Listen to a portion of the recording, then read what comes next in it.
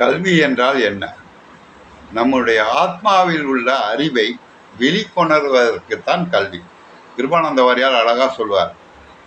ஒரு அழுக்கு சட்டை இருக்கு, ஒரு ஃபங்க்ஷனுக்கு போகணும், அதை நல்லா சோப் போட்டு வாஷ் பண்ணிவிட்டு அயன் பண்ணிவிட்டு போட்டால் நீட்டாக இருக்கும். அழுக்கு சட்டை தான், அதை கழுவுவதற்கு சோப்பு சவுக்காரம் என்ற ஒன்று பயன்பட்டது. அதே போல ஆத்மாவை நாம் கொண்டு வந்த அறிவை கொண்டு வருவதற்குத்தான் கல்வி. ஐஏஎஸ் ஐஐடி படித்தவங்களாம் பெரிய அறிவாளின்னு நினைக்கக்கூடாது.